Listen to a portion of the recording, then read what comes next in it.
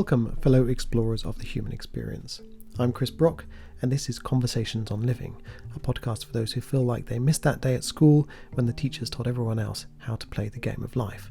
And now, here we are, left trying to figure out the rules of the game, all for ourselves. Well, spoiler alert, everyone missed that day, but we're all trying our hardest to act like we didn't.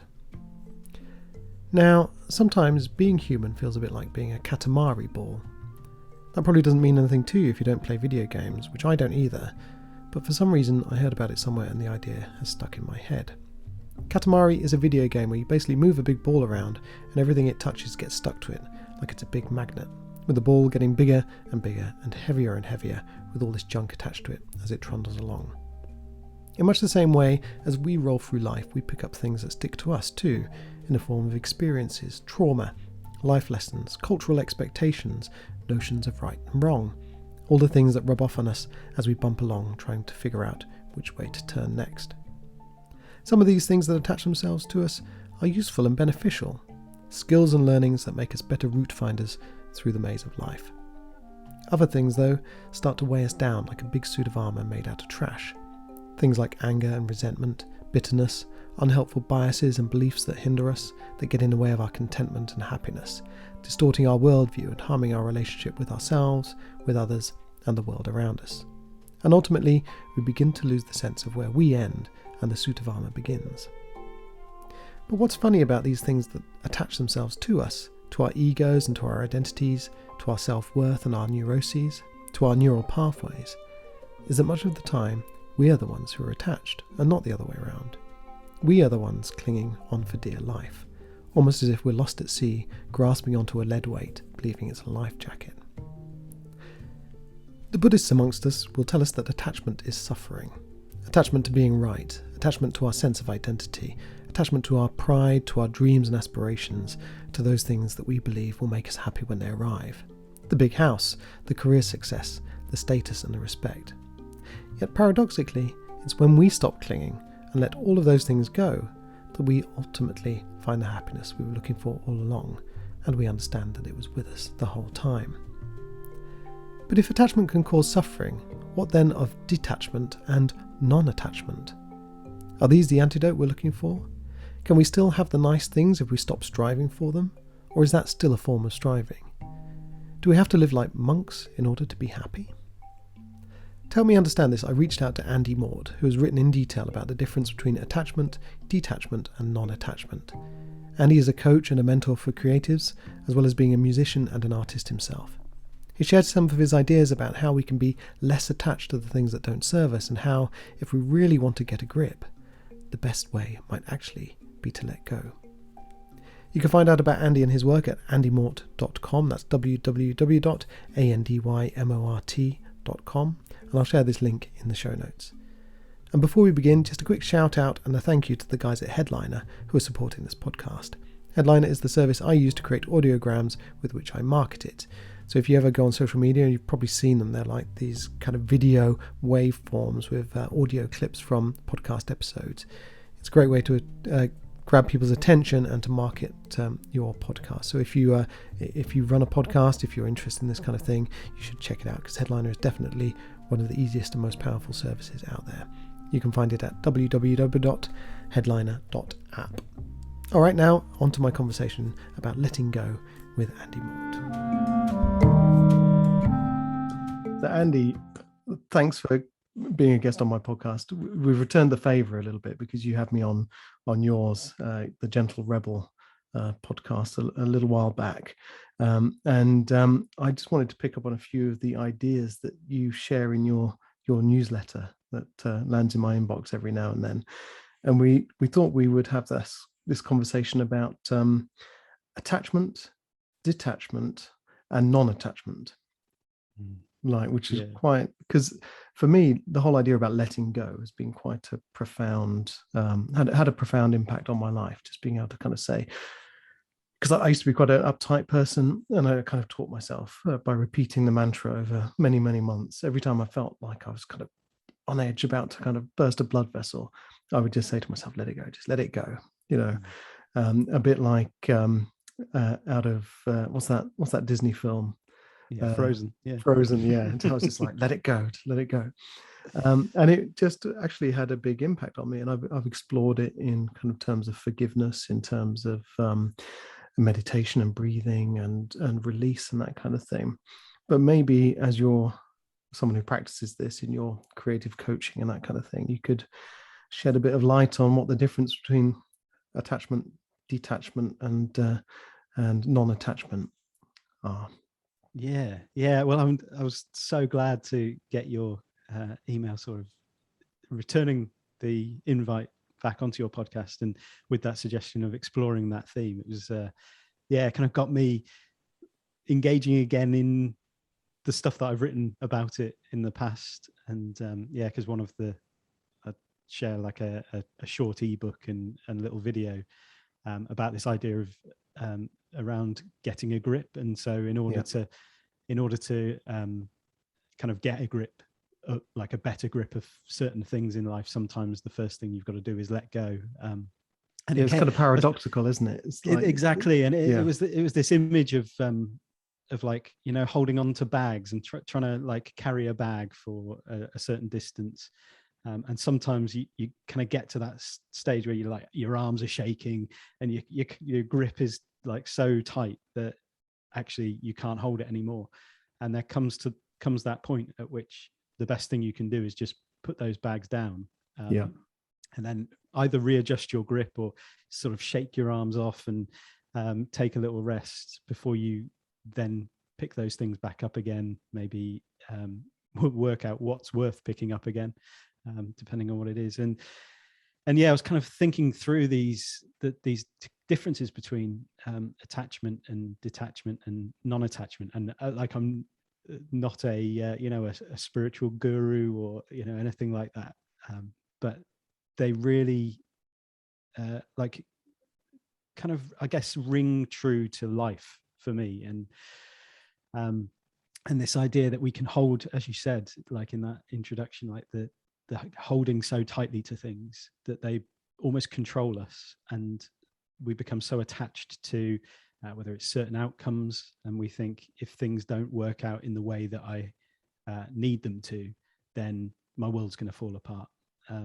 And detachment, I kind of see as almost the other side of that same coin. And it's kind of like the refusing to look at the thing that you're sort of attached to, like the thing that, if I look at that, then I will like, I don't know, that my world will fall apart. Like I was thinking in terms of like an example might be having, say, if you have sort of a traumatic breakup, for example, with someone who you've been very attached to, like, that relationship may have looked in all manner of ways. But then if things kind of are a bit traumatic in the breakup, there's a kind of detachment that you might experience, maybe seeing that person out in public or something, and your reaction would be, I can't acknowledge them, or can't see, like, I'd sort of turn my back and run away from it, because you're still attached at some level. Whereas the non-attachment would be, in that situation, getting to the place where you might be able to walk past them, or you might be able to even say hello to them, and you might be able to, whatever that would look like. And I think, again, like there's no dogmatic rules around all of this stuff. But that just exploring those differences is quite interesting. Some of it reminds me a little bit. There's a metaphor I always use, which is the Fonz. So, the Fonz from Happy Days. You just, everyone wants to be like the Fonz, and they want everyone to like them, like the Fonz. Yeah, everyone likes the Fonz. He's super cool. Everyone wants to hang out with him. The girls want to be with him. The men want to be him. And, we all want to be like the Fonz. We all want everyone to like us a lot. But the Fonz doesn't care if people like him or not. He is totally not attached to that kind of desire to be liked. He doesn't matter. He doesn't care if people don't like him. He doesn't care if people like him. And that's what makes him likable. Mm-hmm. That's what makes him so cool, is he just doesn't care. You like him or not, he doesn't care. And that's why he's so cool. But it's that desire to be like the Fonz, which makes us not like the Fonz. Makes it harder for people to like us because we're so desperate to be cool or to be, people pleasers or whatever it is. And it's that kind of attachment. And I think that you say you're not a spiritual guru or anything, but it reminds me a little bit of like Taoism and Zen. So Taoism is like, it's a little bit like detachment, I think, a little bit, because you're making an effort not to be attached to things and just go with the flow of life. Whereas Zen is just like, just live, and that's kind of non-attachment, I think, a little bit like that. And I'll probably get like, people who understand these things much better than me saying, oh no, you've got that completely wrong. But that's kind of how I see things. And one of the examples from my own life is that I used to be a journalist back in the day, and then I ended up in corporate communications and working as a copywriter. And I had such a horrible boss that I quit entirely, and I never wanted to write again.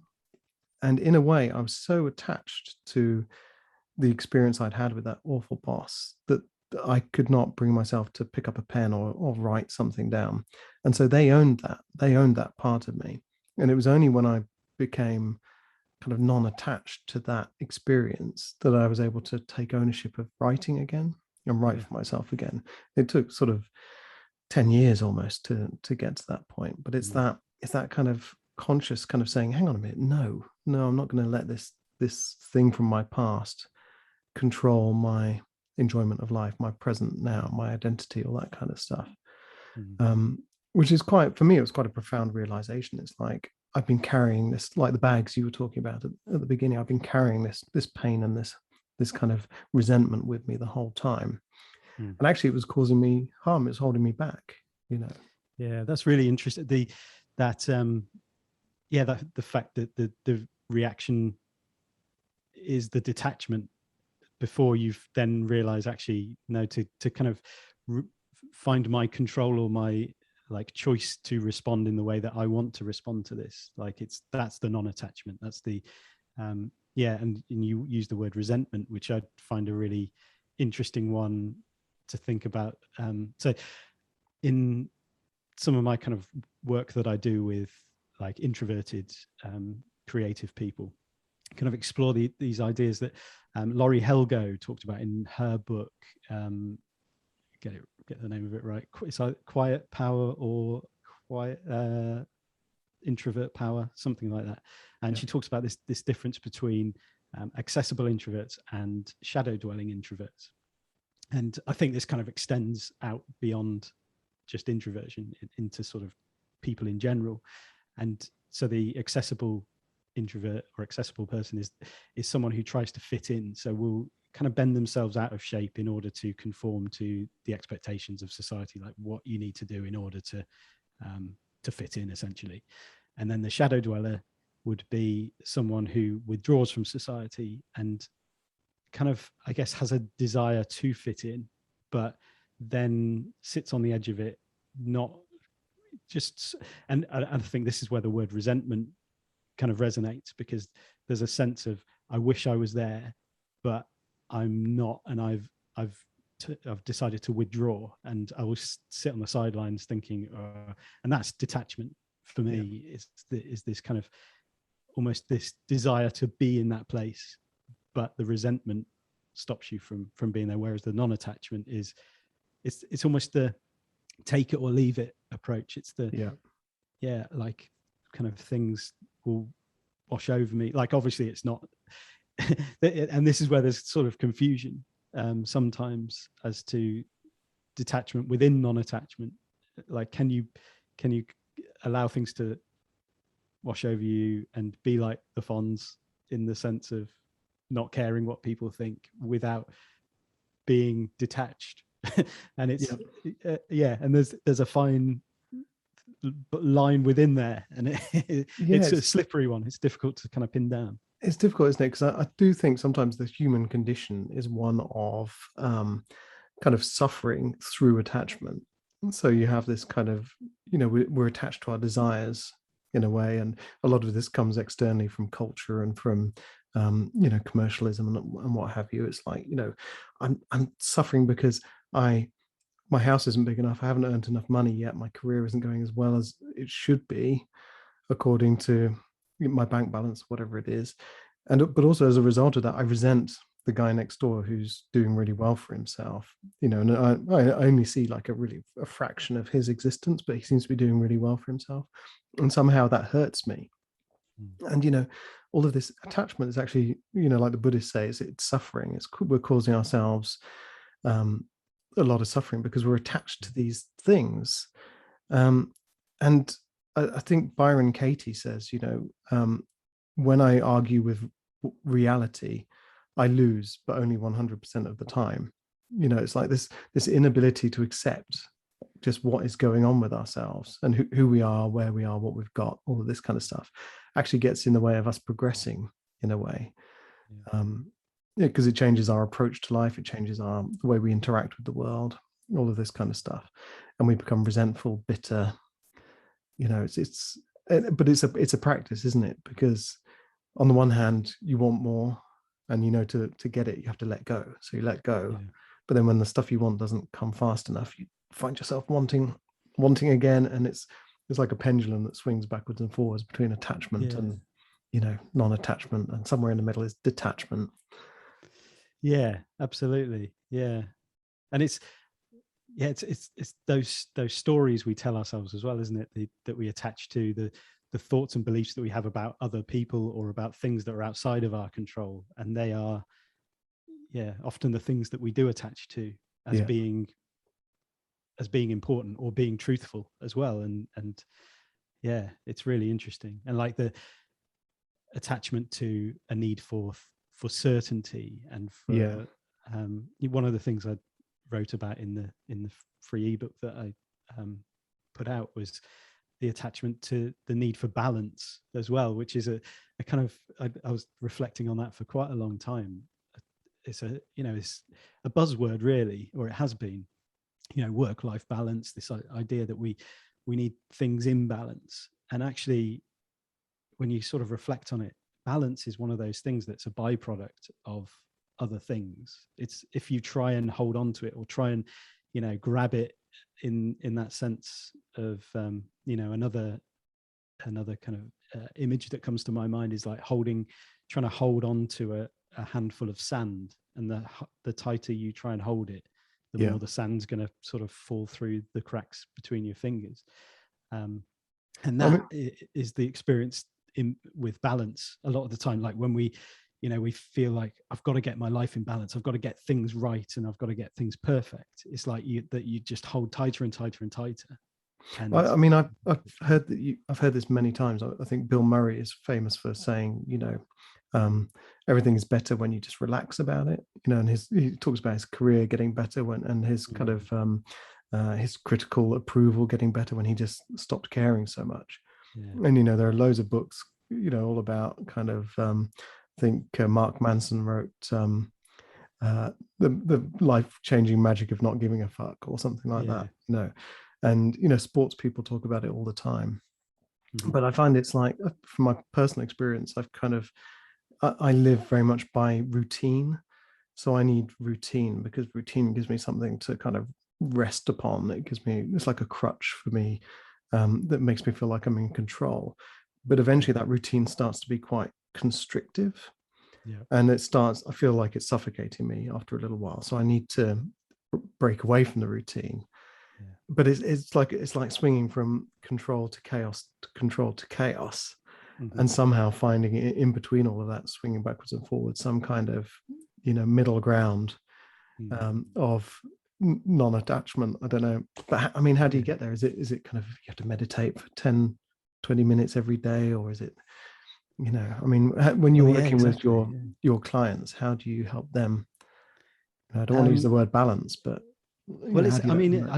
I really love the word oscillate. So it's kind of identified, like you've just said, with the what was it, the chaos and the kind of chaos and order and and so and like I just love this image of oscillation, and balance being a result of recognizing the oscillations in our life. Like I think of a toddler learning how to walk. Like you don't suddenly think, right, I'm balanced now, I'm going to walk. It's like you watch like a toddler trying to walk, and it's an oscillation, right foot to left foot, you know, going round in circles at times, veering off in the wrong direction, falling on their face, like, and then getting up and trying again. And sort of balance comes as a result of, you know, just learning what oscillating feels like, and then and it's focused so that like I guess the child is focused on something the other side of the room that they want to get to, whether it's like a parent cheering them on, or, you know, there's a radiator that they want to go and touch. Bang their head against. Yeah, exactly. There's always something. And then it's like when I'm working with people, it's kind of recognizing, okay, what is it that you are wanting to move towards? What's that place over the other side of the room? And then kind of recognizing, okay, where's life right now? Kind of what are your oscillations? What sort of oscillations do we need to sort of get in place? And just identifying those things for people in particular, like it's different for everybody as well. And I think it's always dangerous to kind of come up with hard and fast rules that you can in a book or whatever, and say, like, if you just do this or follow this blueprint, or, you know, follow this particular habit, then everything will be great. It's like, actually, it's different for everybody. Everybody has sort of different stuff going on. But yeah, it's like what you said about with the chaos and order, and a crutch. You used the word crutch. Like I always think as well, like, it's identifying the fact that a crutch is a help until it's a hindrance. So a crutch can be both those things. And I again love the metaphor of like the solid rocket boosters on the side of a space shuttle. So like to get a shuttle launched and into orbit, you have these solid rocket boosters on the side that go off the fuel tank, send the shuttle up, take it as far as orbit, and then the moment that they've finished their job, they're jettisoned and they fall away. If they failed to fall away, then the whole thing is compromised. It's too heavy to actually reach orbiting height, and the entire thing would come crashing back down to Earth. And it's just crutch. That's really interesting, because I remember reading something you wrote about that, and it reminded me of Allen Ginsberg, and he always used to say, "Kill your darlings." Mm-hmm. So, you know, you work on a piece of a text or a line of poetry or whatever it is, and you sweat over it, and because you've sweated, you know, sweat, blood and tears and everything that you put into it, you feel like it has more value than it actually does. You're just very attached to it. There's that attachment word again.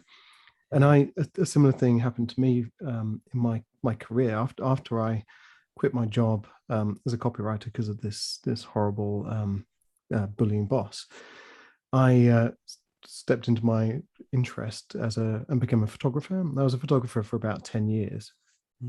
And I love photography. I still love photography, and would make some amazing art. But ultimately, I wasn't able to make ends meet because I wasn't really interested in doing the kind of more boring client work, if you like, the kind of corporate portraits and stuff like that.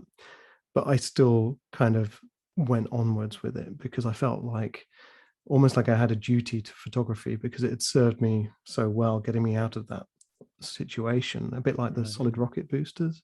And but in the end, actually this dream that I was pursuing became a bit of a millstone around my neck, because it led to deep kind of feelings of insecurity, self-esteem issues, because I couldn't kind of pay the bills and all this kind of stuff. And the most liberating thing came when I just decided, hang on a minute, thank you very much for what you've done for me, but it's time for us to go our separate ways now. And I will always be a photographer, but you've served your purpose, and now it's time for me to take back writing, take back, you know, all the things that I feel like I've had stolen from me, and take a bit more ownership of my life. And that was quite a profound moment, just that kind of letting go of that. You know, I could have easily felt like a failure, but actually I felt really empowered by making that decision. That's a really powerful example. And so often we get attached to that thing that, well, this is what kind of took me out of that old situation, and so I have a duty to it, as you say. Or we think, well, if I don't make a success of it, then I am a failure, and we sort of bring that sort of shame part to it, like it says something about me, as opposed to, yeah, I gave that a go, and it ultimately didn't give me what I needed, but it gave me what I needed when I needed it. So, and it's the difference between, so I guess I would define it as the difference between sort of letting go and giving up, or quitting and giving up, perhaps. Where giving up is allowing something outside of you to stop you from doing the thing that actually you really do feel like you want to do. Like there's something about it that is expansive, it is life-giving, it's not that millstone around your neck. Whereas letting go or quitting is that active choice. It's that proactive sense of, no, do you know what, like now is the time for me to just put this down, like, and you know, it's, that I'm coming to an active decision with this, and I'm fine about that, and it says nothing about me as a person. And if anybody has anything to say about me being a failure, then again, that doesn't mean anything to me. And I'm going to be like the Fonz and just be like, it's bringing that back. Yeah, exactly. Yeah. But it's interesting as well. There's this whole kind of, we talk about this notion of what will people think of me if I give up, or will people think I'm a failure? And we attach so much of our self-worth to what other people think, when actually half the time they probably think a lot less of us than we actually, they're not thinking about us at all, most of the time, yet we're so attached to, especially people, for some reason, the people who really matter to us, they don't mind whatever we do, they just want to see us win. But we're not so kind of obsessed about those people as the people who have been mean to us in the past, or the people who've been judgmental. And they're the people we don't want to kind of, we don't gain anything by impressing them at all, because they're not our friends anyway. So, we have this kind of attachment, and you have to kind of wonder how much of our own identity is actually hanging on the world around us. How much of our validation and who we are is based on things that are outside of our control. You talked about, there's a couple of things you mentioned earlier remind me of a book by Stephen Covey called The 7 Habits of Highly Effective People. And in that he talks about spheres of influence. And he talks about, there are things we can control, which is what we think, what we feel, what we do. But there are things that we can't control. And yet we seem to be so obsessed with those things that we can't control that we forget about the things we can control. Yet when we start to take ownership of those things, that's when we start to influence all the other things that we can't control, like being the Fonz, when he's like not worrying about people liking him anymore and just being himself, people start to like him. And it's that kind of paradox again. Yeah, so interesting, isn't it? Yeah, like we gravitate towards those things that we can't control, and they're the things we obsess over and attach to as like, and I wonder why that is. Yeah, that sense that if only that person thought differently of me, then I'd be happy, or like then everything would feel okay. And as you say, like the attachment even to the opinions of strangers on the internet, for example, like it's, it will be that one critical message that you receive from a complete stranger. You have no idea who they are, and that will be the thing you focus on, as opposed to, as you say, the people that know you and care about you and know like what drives you and why certain things matter to you. Like and the people who celebrate you and that kind of thing. And that's it. You cannot control what people think about you. You can't make people like you, but I think the more you start to like yourself, the more you have that effect on people. Because I remember when I was really down in a dark place and I went out to the pub, and the person I was with said to me, every time we go out, I really feel like I'm having to cheer you up. Mm. And I didn't want to be that person who had to be, it was not fun to be around anymore. Mm. And I had a choice of either not being, I could have stopped talking about all the stuff that was, negging me out about life, or I could change my outlook altogether. And that was the thing. It wasn't just that I stopped saying the negative stuff, but actually started working on how I actually felt inside. And that was the thing that ultimately changed my world around me. It's funny, job offers came in, my financial situation improved Mm. because I changed my kind of perspective, if you like.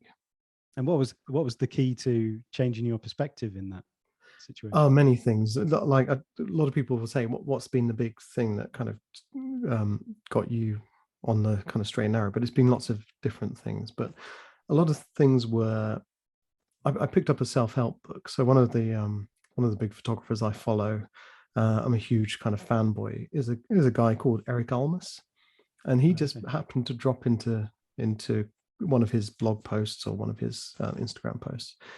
He just mentioned it in passing, a book called Slight Edge by Jeff Olson, which is all about, we're constantly taking action, whether or not we're taking any action. And that action either kind of affects our life in a positive way or it takes us downwards. So even when we're not doing anything, we're still, that non-doing is a form of action. Yeah.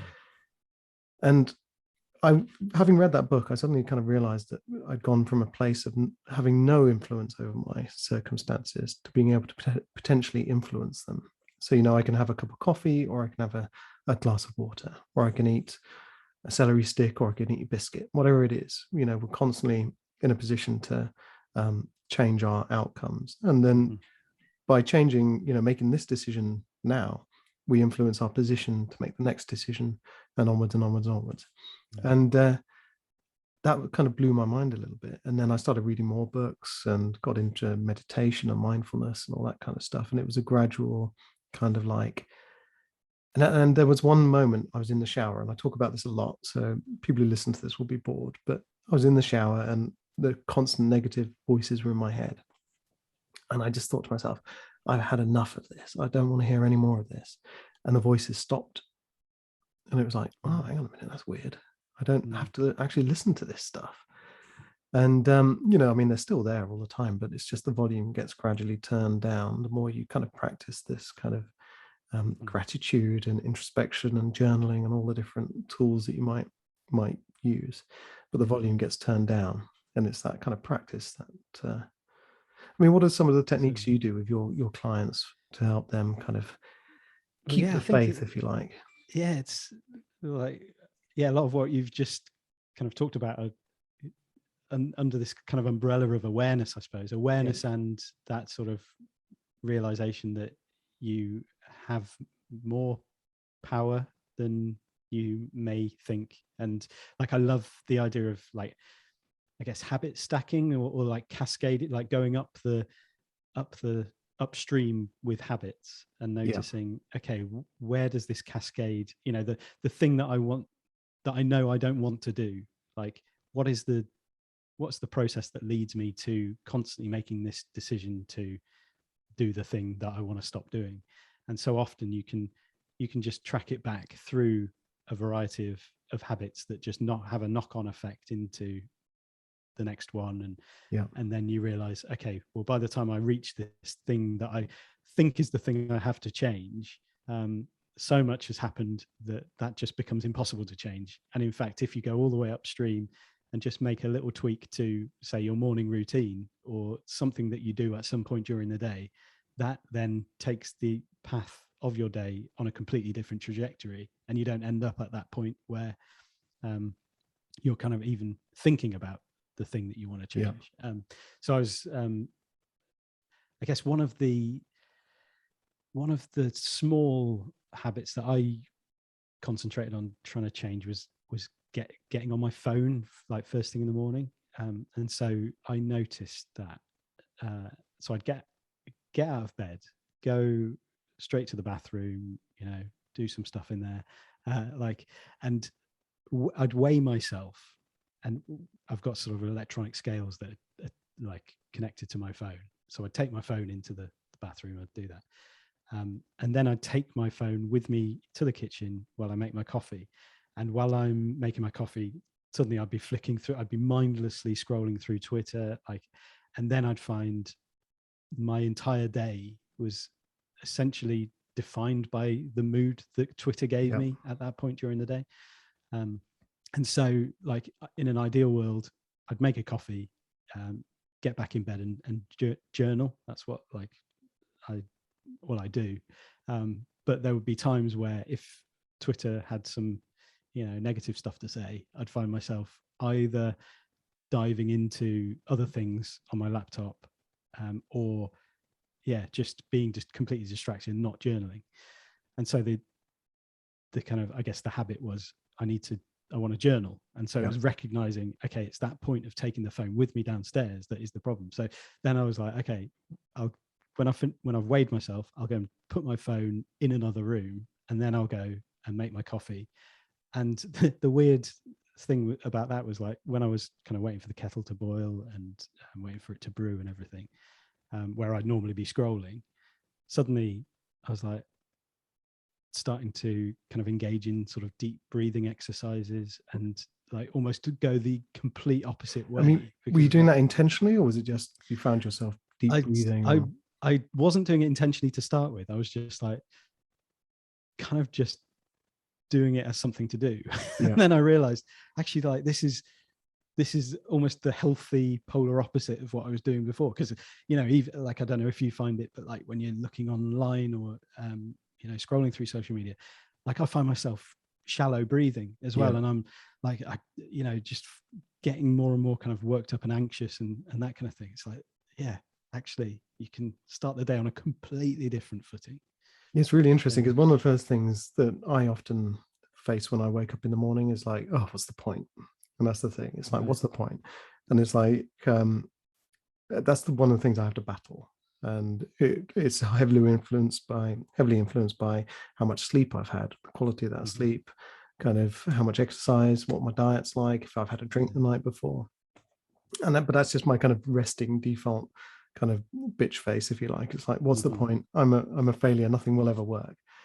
And that battle gets easier to fight when I'm in a good space, but it gets exacerbated when I spend too much time looking at what's trending on Twitter, for example, because that's basically where all the horrible people hang out with the bad attitudes. Just if you want to lose hope in humanity, just see what's trending on Twitter, and there it is. So I've kind of done a self-imposed Twitter break at the moment, and also news and all this kind of stuff.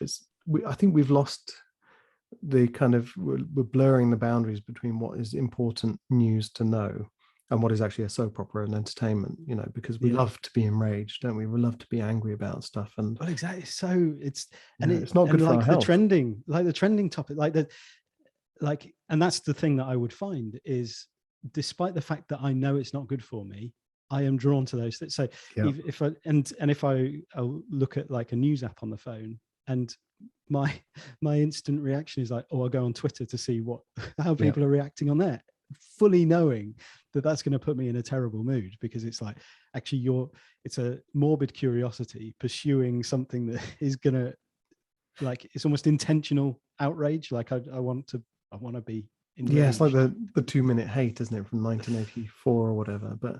But that kind of brings us back a little bit to this whole idea of attachment and detaching and becoming non-attached, because so many times I see, like, the latest target, I think, has been the RNLI, who are amazing volunteers who rescue people from the sea.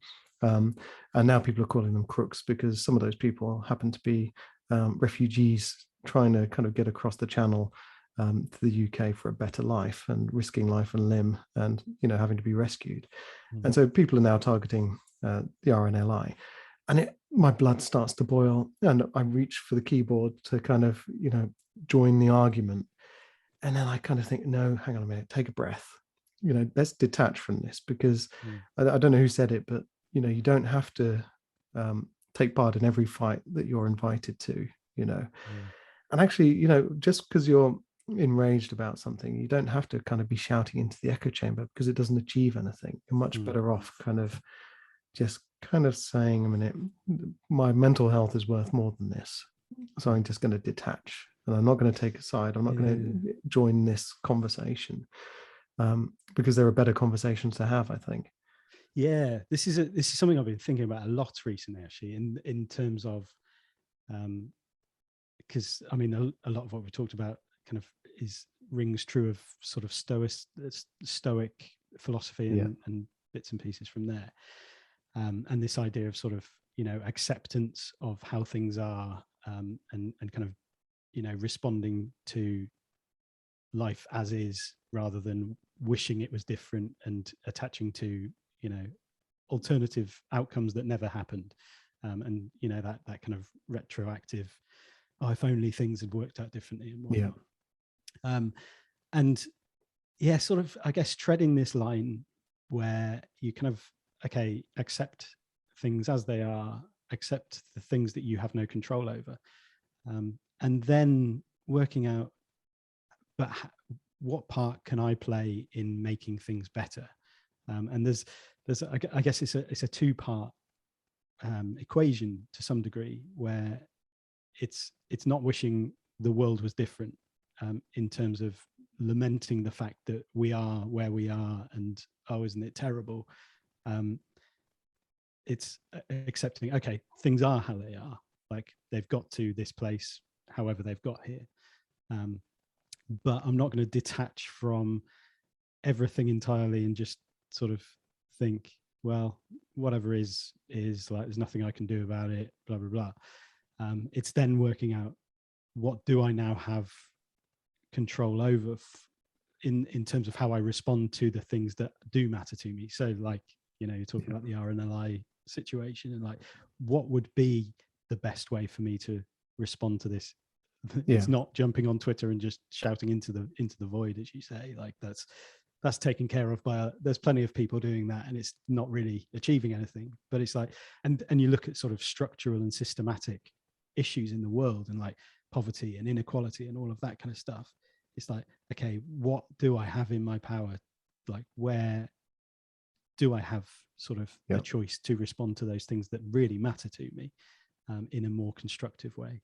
Because that's one of the difficult things, because I practice kind of mindfulness, I practice kind of non-attachment, or whatever it is, and I understand that I can't take on all the responsibilities of, you know, the world's woes, you know, and I know the world is on fire right now. But how do we know the difference between living a righteous life, or, you know, right living, whatever you want to call it, and also turning your back on, you know, your duty as a you know, your civic duty as a human in this world, turning your back on the things that must be done to make things better, you know? Or is it all an illusion, and you're better off just meditating 24 hours a day, drinking green tea and doing nothing? Yeah, exactly. It's and I guess again, it's that detachment, the detachment from, I suppose it's almost detachment from reality as you see it. It's almost switching off your emotions, or like refusing to feel what it is that you might feel. And again, I kind of see a thing with non-attachment as allowing everything that you feel to be there, and to allow those emotions to exist and to bubble up. And it's like, yeah, it's not about pushing anything down. It's about seeing them through, essentially going through them, and then like, yeah, being non-attached to the, I guess, the response that you then have to what those emotions kind of bubble like. Yeah, I it's quite difficult to sort of talk about, really, because it's fluffy sort of it's difficult, because abstract stuff. On the one hand, it's like, it's an inner journey, but we also have an external existence that we have you know, at what point do we turn this inner journey into something useful for the external world? And is it enough just to be well balanced? And Ram Dass said, the best thing I can do for you is work on myself, and the best thing you can do for me is work on yourself. But is that enough? You know, is it enough just to sit here and be kind of the best person I can be? But do I need to be out smashing the patriarchy at the same time, you know, and throwing bricks through the windows of the Houses of Parliament and the next Guy Fawkes, whatever it is, in order to bring about systemic change? Or is there a more, I mean, your podcast is The Gentle Rebel. What is gentle rebellion about?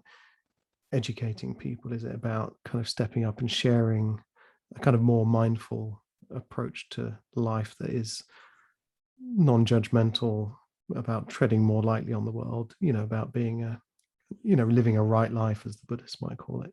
I mean, it's something I deliberately don't define too sort of concretely, because I think it's one of those terms that sort of speaks to everybody in different ways, but it's definitely it's both those sides of it's that inner journey and that like that sense of kind of going inwards into that awareness and that recognition that like actually I have choice over my responses to things. But it is also raising awareness of the structural inequalities and the structural things that occur in the world that mean that certain outcomes are kind of inevitable, and sort of questioning certain ideas around, I guess, even just like capitalism in general, like what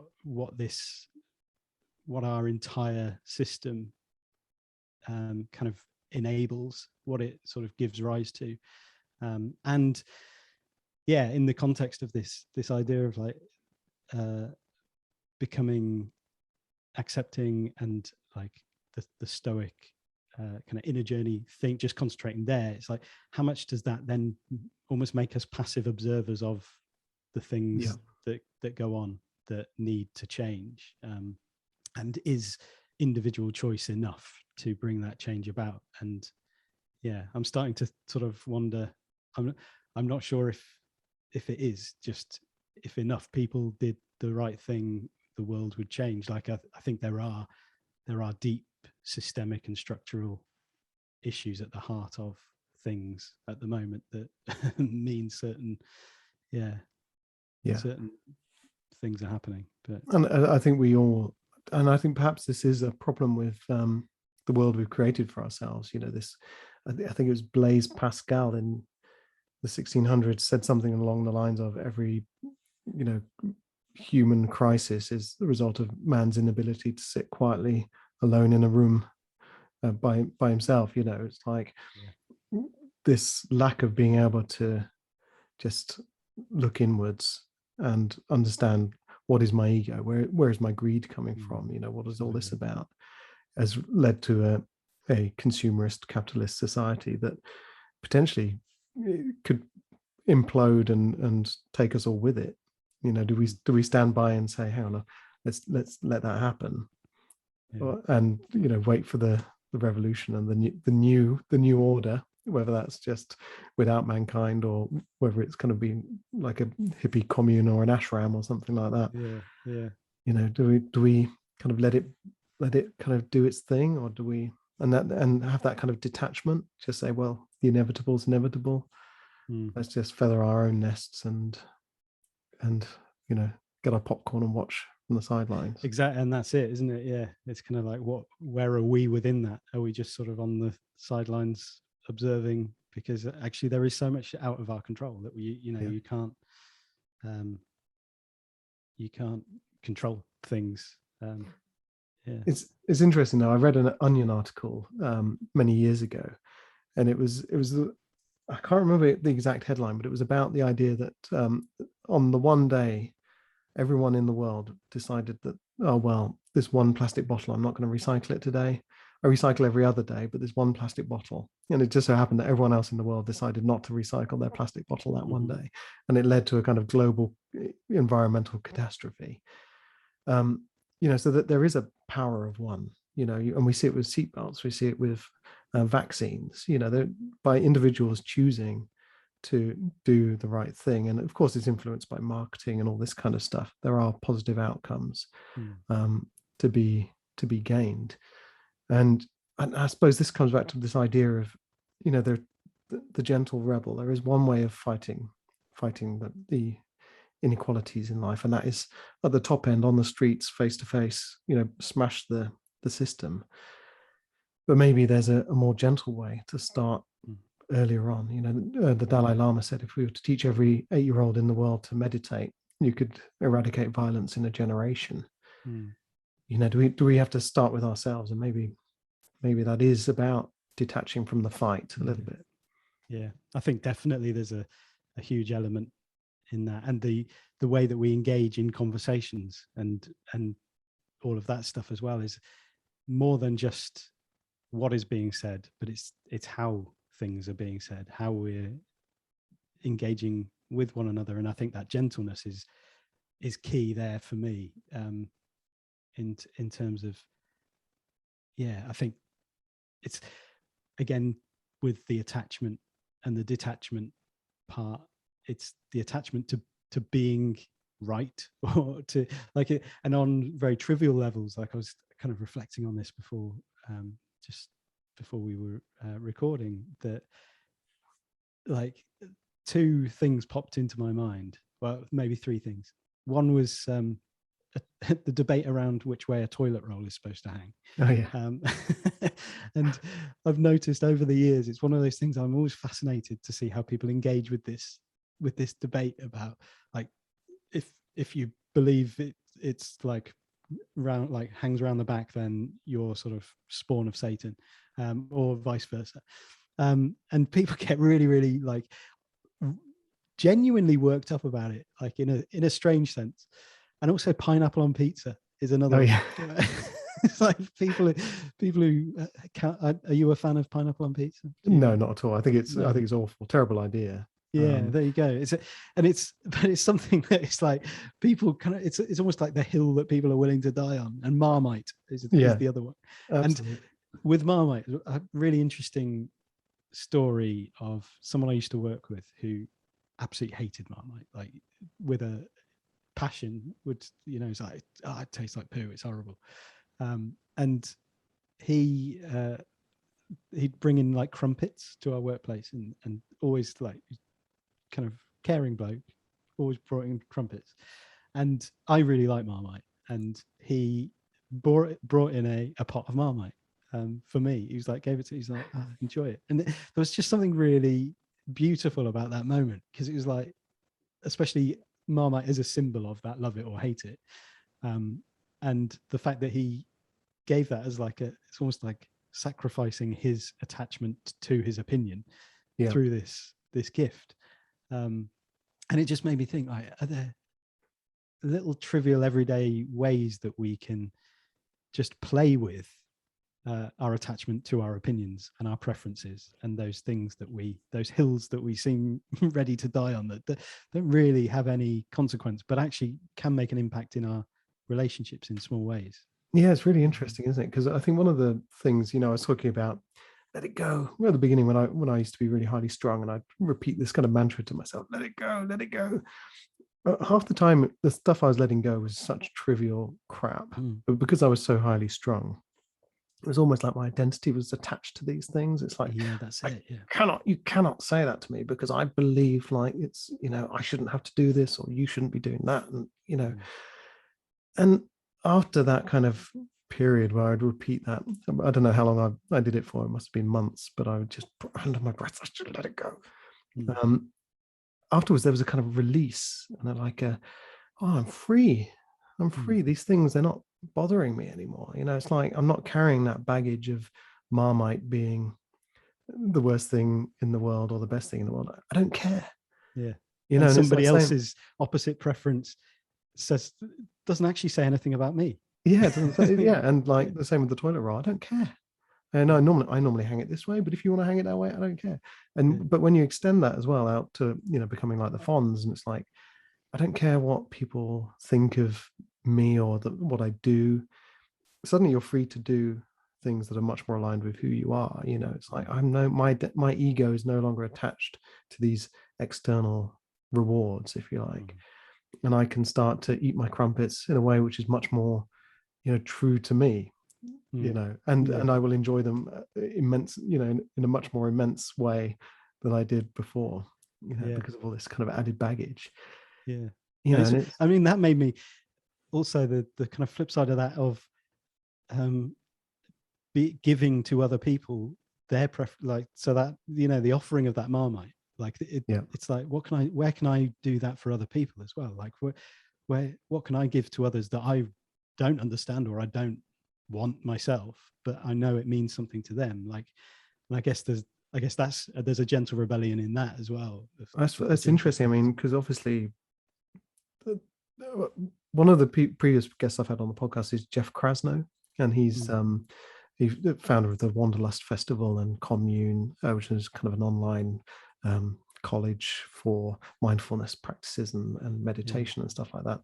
And he said about trying to understand the mindsets of people who voted for Trump as opposed to people who voted for the other guy. And he realized that, you know, the best thing he could give to any of these people was just to listen to them in a non-judgmental way. And, you know, you kind of have all these kind of preconceived ideas about what a Democrat is and what a Republican is. But actually, you know, it's just, we all want to be heard, I guess. And that's one of the biggest things that you can do, is that, you know, you can listen without any kind of judgment and just let people feel recognized. You know, it's like, I don't know what you want, but I can at least listen to you, I suppose. Yeah. And it's, realizing that we are all humans. Like, it's, you know, and like, again, I think we probably detach from our humanity in the sense of like dehumanizing people by putting them under labels, putting them into tribes and whatnot. And having those conversations, listening to people, you may well not agree with what they say, and there's a chance that they don't, like, I think it's fair to say most of us don't always know why it is we do what we do, or why we might have chosen to vote a certain way.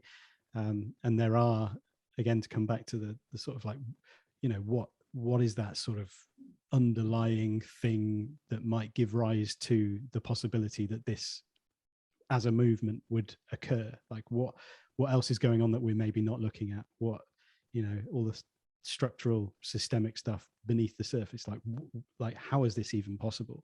And it isn't just a personal preference at a basic level of, I am a bad person or I am a good person, therefore it kind of puts you into through a kind of I guess through the doorway of humanity into recognizing, okay, what is going on here? Like, let's ask some difficult questions. Rather than just simplifying or making it a simplistic surface level, this or that binary situation. It's, you know, you're in this group, I'm in this group, therefore we can't get along or whatever. And I think there needs to be a sense of kind of non-attachment to our own values. And then this is where I struggle with social media. You know, you kind of got two sides raging against each other, and it's the draw, that, you know, the pull to get in there and rage as well. But sometimes it's like, well, hang on a minute, who can I speak to? Who can make me understand what's going on here? Or where can I go to understand why these people feel like this and these people feel like this? And what can I do to help them, you know, like we were talking about before, work through that without it becoming this kind of, you know, tribalistic, I don't want to use the word culture war because I don't really know what that means, but, you know, how can we as a society work through all of this kind of stuff rather than having it weaponized against us by political parties or, you know, brands or media moguls or whoever it is? You know, what is the thing that can make everyone just sit down and go, hang on a minute, what's your grievance and what's my grievance, and how can we figure this out? That's exactly an unanswerable question, I think. Definitely. Well, there's one point, because I know we've been chatting for an hour now, but I want to come back to something you said right at the beginning about this kind of attachment to certainty. Right, we seem to be very attached to certainty, especially as we progress through life. We kind of say, I have these lofty dreams, but I don't have any certainty that I can get to them. The only thing I'm certain of is if I turn up and do the same thing I've been doing for the last 20 years, I can kind of roughly expect the same outcome tomorrow. You know, how can we get comfortable with uncertainty? What a I'm big asking you as a question. man who seems to know all about this kind of stuff. How can we detach Yeah. from certainty? Yeah, I mean, that's a massive question. And I think I'll come back to something I mentioned a few minutes ago about the sort of the play and the experiment aspect of it. Like, I think, again, the non-attachment, holding lightly to stuff is a sort of starting point. It's like holding the hand of sand, you know, Yeah. like, you know, if you hold a hand of sand without gripping too tightly, you can hold a lot more grains. And so, yeah, I guess it's kind of embracing the inevitability of uncertainty is a starting point as well. It's like, actually, certainty is both an impossibility and also it sucks all the joy out of life. If you think of, I mean, even just reflecting on the most joyful experiences that we've had probably involve a certain degree of uncertainty, maybe some risk, some sense of like, I didn't know how things were going to pan out, and that it was that kind of gap between where I was and how things ended up that actually gave the way things ended up the meaning that they had. And even when things don't work out as we might hope, there are still sort of little mini things to be taken from any experience, any situation. And so it is the uncertainty that both brings meaning for us as individuals and also brings us together as people as well. I think it's in our collective uncertainty that as long as we're not collectively clinging on to a need for certainty, and that sort of, I guess, is the thing that tribalizes us. It's the thing that draws us around things that we think are going to give us the answer to the precariousness that we might feel. Rather embrace that precariousness and experience that together.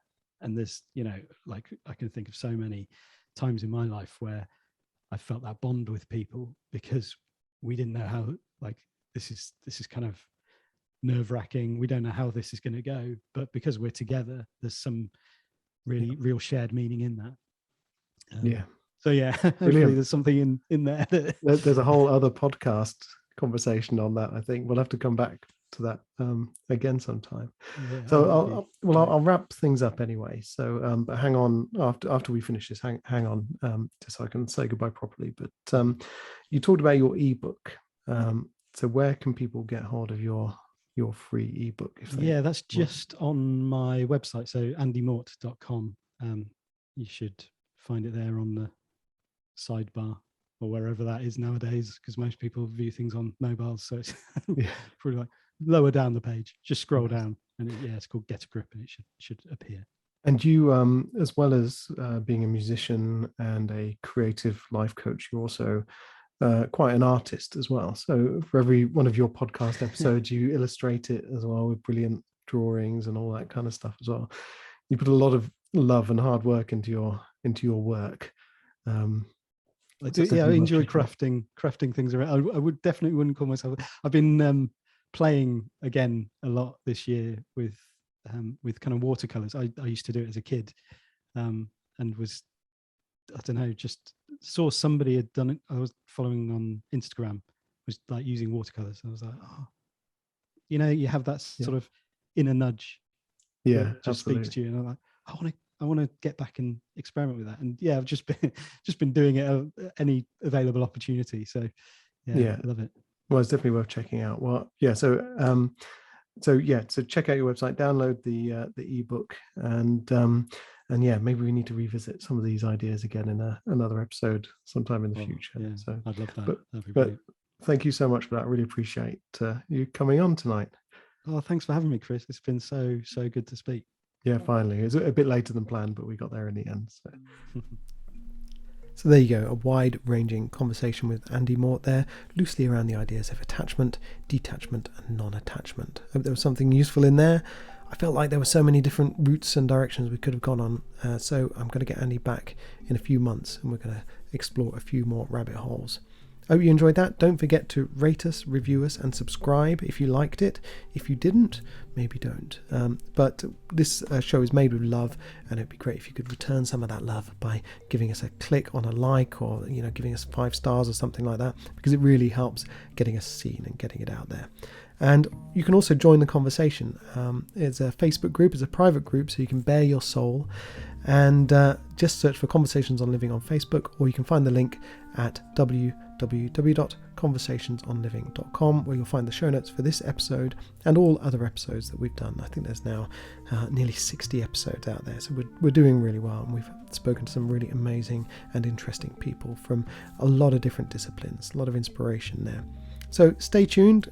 Our next podcast is going to be all about communication and why it's important to be a good, strong communicator in such a noisy world. And in the meantime, have a wonderful day, and thanks for listening.